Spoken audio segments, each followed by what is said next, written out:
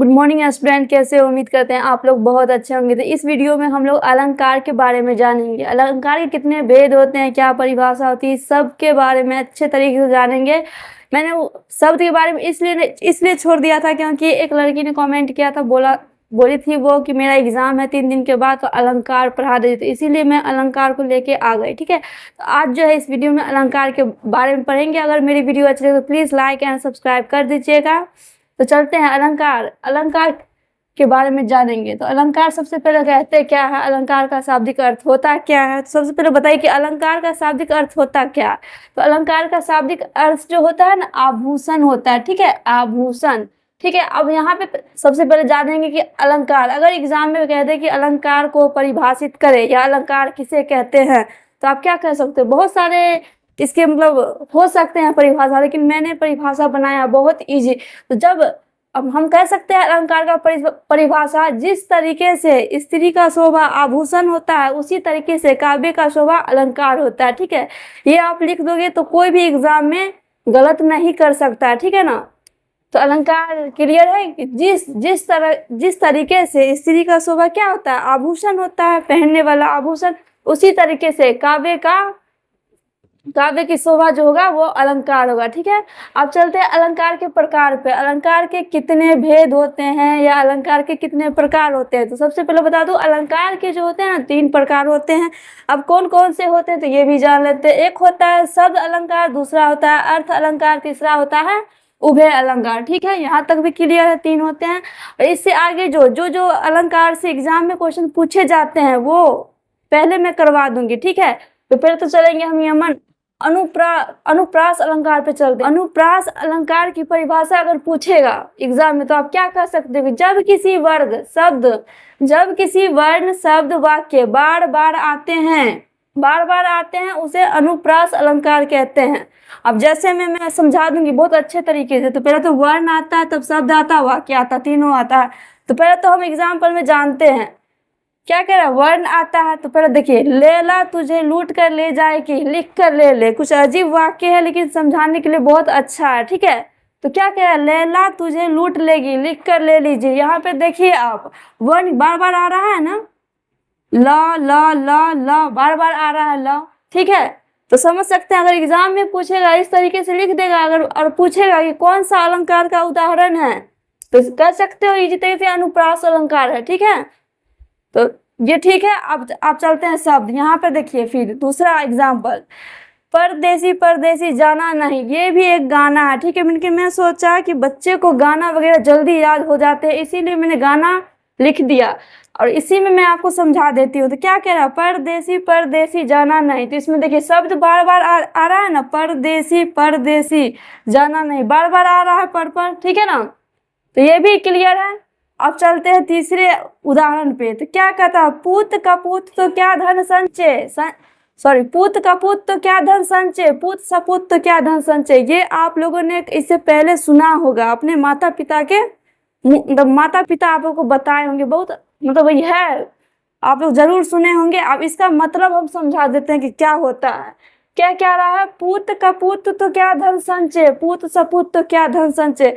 अगर पूत मतलब क्या होता है, पुत्र होता है। तो अगर आपका संस्कारी है तो धन अर्जने की कोई जरूरत नहीं, वो खुद अर्ज लेगा। अगर पूत कपूत है, वो संस्कारी नहीं है, पियक्कर वगैरह है, तो वो जितने भी धन आप अर्ज लो वो लुटा ही देगा। ठीक है, इसका मतलब यही हुआ। तो ये भी क्लियर है। अब चलते हैं यमन अलंकार पर। यमन अलंकार की परिभाषा क्या होती है या यमन अलंकार किसे कहेंगे। तो सबसे पहले जानते हैं यमन अलंकार। तो वैसा अलंकार जिसमें शब्द बार बार प्रयोग हो लेकिन उसका अर्थ जो है ना अलग आता है। ठीक है, अर्थ जो है अलग आएगा। तो अब चलते हैं उदाहरण पे। जैसे आप ले लो, तेनु सूट करता। देखिए अब ये सूट जो है ना 2 सूट है। तो क्या कह रहा है क्वेश्चन, परिभाषा में क्या कह, बार बार प्रयोग होता है लेकिन उसका अर्थ जो अलग होता है। तो बार बार आया है ना सूट। तो ये बताइए, तेनु सूट करता, तेनु सूट यानी ये जो सूट है ना, कोई लड़की सूट पहनती है वो सूट हुआ। ये सूट यानी कि लड़की जो सूट पहनी हुई है वो उस पर बहुत अच्छा लग रहा है, खिल रहा है, वो वाला सूट की तुम पे सूट कर रहा है, सूट। ठीक है ना, तो समझ गए, तो दोनों का अर्थ अलग हुआ। तो समझ गए कि जो शब्द बार बार आता है लेकिन उसका अर्थ जो है अलग होता है। तो ये भी क्लियर है, यहाँ तक तो क्लियर होगा, उम्मीद करते हैं। ठीक है, इससे पहले दो अलंकार के बारे में जान लिए थे, अब चलते हैं तीसरे अलंकार पे। तो तीसरे अलंकार में क्या, पुनः युक्ति अलंकार। पुनः युक्ति अलंकार का परिभाषा क्या होगा, या आप इसे मतलब किस तरीके से समझ सकते हो, तो मैं बता दूं, जब कोई शब्द 2 बार दोहराया जाए उसे पुनः पुनः युक्ति अलंकार कहते हैं। कितने बार, 2 बार दोहराया जाए। ठीक है, तो जैसे एग्जाम्पल में देखिए, एग्जाम्पल में जरूर आप लोग समझ जाओगे। तो एग्जाम्पल में मैंने क्या किया है कि एक गाना लिख दिया। मैंने बताया था ना कि आज जो जितने भी अलंकार है सब में मैंने एग्जाम्पल में गाना लिखे है, क्योंकि बच्चे लोगों को गाना जल्दी याद हो जाता है। ठीक है, तो देखिए इसमें एग्जाम्पल में मैंने लिखा है पुनर्युक्ति अलंकार में। ठीक है, झलक दिखला जा, एक बार आजा आजा आजा, ये गाना है। ठीक है, तो इसमें देखिए क्या कह रहा है क्वेश्चन में, बार बार दोहराया जाता है, 2 बार। ठीक है, 2 बार दोहराया जाता है, तो क्या, झलक दिखला जा 2 बार दोहराया गया है ना। तो आप समझ सकते हो कि अगर कोई भी पूछे कि झलक दिखला जा, एक बार आजा आजा आजा, ये अगर पूछे कि कौन सा अलंकार का उदाहरण, तो आप क्या कहोगे, पुनः युक्ति अलंकार का है। ठीक है, तो ये भी आप लोगों का क्लियर है। अब चलते हैं विवक्षा अलंकार पे। विवक्षा अलंकार किसे कहेंगे, तो जिस अलंकार में भाव व्यक्त किया जाता है, जैसे मैं बता दूं उदाहरण में कि, और हाँ, जहाँ पे आपको विस्मयादिक चिन्ह आए, जैसे कि आप देख लो ये जो चिन्ह है, ये चिन्ह, अगर ये चिन्ह आए तो आप समझ जाना कि वो विवक्षा अलंकार का उदाहरण है। जैसे मैंने बता दिया कि हाँ मैं तुमसे घृणा करती हूँ, और अगर ये चिन्ह अगर जहां भी आप देख लो, आप समझ जाना कि विवक्षा अलंकार होगा। ठीक है, अब जरूरी नहीं कि घृणा ही, लेकिन ये भी आप सोचते हाँ मैं तुमसे प्रेम करती हूँ, अगर ये चिन्ह आ जाए तो समझ जाना कि विवक्षा अलंकार होगा। ठीक है, तो विवक्षा अलंकार भी क्लियर है। अब चलते हैं सलेश अलंकार पे। तो सलेश अलंकार किसे कहेंगे, इसकी परिभाषा क्या होगी, तो चलिए जानते हैं। तो जिस शब्द में एक बार, जिसमें शब्द एक बार आता है लेकिन अर्थ जो है बहुत सारे होते हैं, यानी कि शब्द कितने बार आते हैं, एक बार ही आते हैं, लेकिन अर्थ जो है बहुत सारे होते हैं। जैसे एग्जाम्पल में चलते हैं, जानते हैं। तो कैसे, मोहब्बत बरसा देना तुम, सावन आया है, सावन जो है ना, सावन का अर्थ बहुत सारा हो सकता है। ठीक है, सबसे पहले तो सावन एक अर्थ में आपको बताती हूँ, एक सावन में शिव जी का पूजा होता है ना, ठीक है, शिवरात्रि होता है, एक वो सावन हो गया।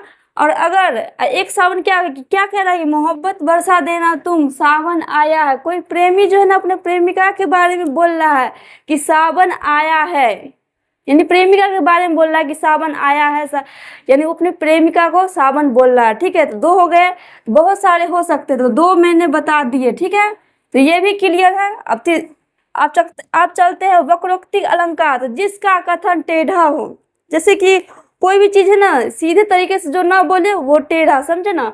जैसे मैंने बोल दिया कि मोदी तो शेर है, सीधे तो हम बोल सकते हैं कि मोदी स्ट्रांग है, मोदी किसी से डरते नहीं हैं, ये भी बोल सकते हैं। लेकिन मैंने टेढ़ा बना दिया कि मोदी तो शेर है, यानी कि शेर में जितने भी लक्षण है ना सब मोदी के बारे में बता रहे कि मोदी किसी से डरते नहीं है, मोदी स्ट्रांग है।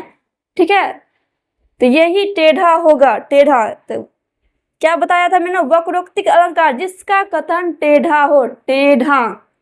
ठीक है, उसे समझ गए। अब चलते हैं अगले क्वेश्चन पे। तो जानेंगे हम लोग कौन सा अलंकार बारे में जानेंगे, अत्यानु अनुप्रास अलंकार की बात है, जिसमें मिलन हो। ठीक है ना, जैसे कि आपको एग्जाम्पल में समझाती हूँ। मछली जल की रानी है, जीवन उसका पानी है। क्या है कि मछली जो है जल की रानी है और जीवन उसका पानी है, यानी पानी मछली में कुछ संबंध है ना, मतलब मिलन है ना, तो समझ रहे हो। तो यहाँ पे जैसे कि देखिए न है तो यहाँ पर भी न है, अगर ऐसा आपको दिखने को मिले ना तो समझ जाना अत्यानु अनुप्रास अलंकार होगा। ठीक है, अतन्य अनुप्रास होगा। ठीक है, यहाँ तक क्लियर है। आप चलते हैं श्रुत्यानुप्रास अलंकार पे चलते, जो कानों को मधुर लगने वाले वर्णों की आवृत्ति को कहते हैं। ठीक है, जैसे में आप समझ सकते हो, रघुपति राघव राजा राम, पति के पावन सीताराम, कोई भी भगवान का जो भी सॉन्ग वगैरह है तो वो सुनने में बहुत आनंद आता है ना, तो तो बस जितने भी है ना, इस तरीके से अगर गाना वगैरह लिखा हो, चाहे कोई भी चीज़ हो, सुनने में मधुर लगता हो, तो समझ जाना कि वो जो है श्रुत्यानुप्रास अलंकार होगा। ठीक है, तो अगर मेरी वीडियो अच्छी लगे तो प्लीज़ लाइक एंड सब्सक्राइब कर देना और कमेंट में बताना कि कैसा लगा, मैं जो पढ़ाई हूँ आप लोगों को समझ में आया कि नहीं। तो अगले वीडियो में मिलेंगे।